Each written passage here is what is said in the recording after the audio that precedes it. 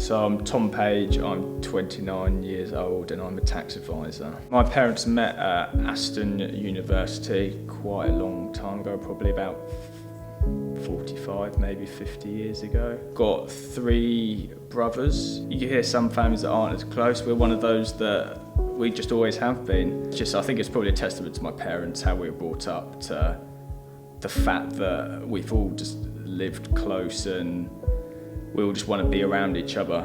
Dad first had prostate cancer when I was probably about 10 or 11, so over 15 years ago. I wasn't really aware what was going on at that sort of stage, and I think that was probably the right thing to do by my parents, not to give us too much detail, but we knew it was something he was going to recover from, which he did. And then probably in about 2015, 2016, it sort of came back, and then sadly passed away when he was 67. He was in hospital for 2 weeks. He went in after the August bank holiday in 2019, and then he was in for 2 weeks.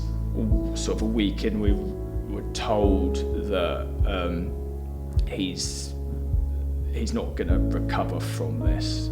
Sort of start to prepare ourselves, and my mum had already been talking with Thames Hospice. Dad was known to them, and we started to put a plan in place to try and get him home, so he can spend his last days at home rather than in the hospital. And that's sort of when my involvement and me and my brother's involvement with Thames Hospice really sort of kicked in.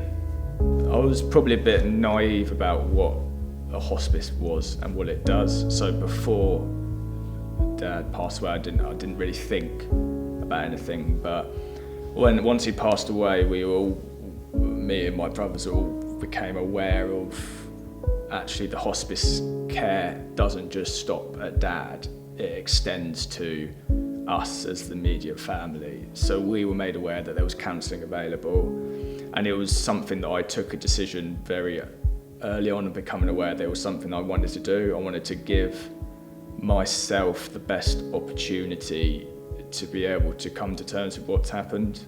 And in my head I was like, I'll give it a go. I mean, I haven't done anything like that before, so I was obviously a bit apprehensive, and knowing that sort of was available here helped. And for me, doing the actual counselling, I don't think I'd be where I am along the line now.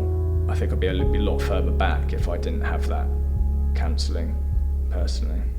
I also think without Thames Hospice, what we went through could have been vastly different.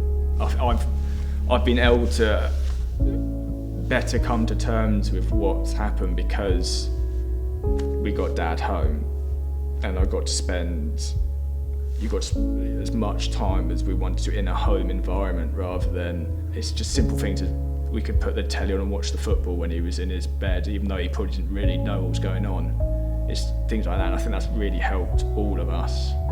And to actually physically be with him when he died, I think for me, that's really helped me deal with it. And I don't have any regrets about that element. Like, I don't have a regret that says, I wish I said this to him, I wish I said that to him, because we all got the opportunity to say what we wanted to say to him, which again, I think for me is massive, but we couldn't have done all that without Thames Hospice and knowing what the support they could give us, sort of thing.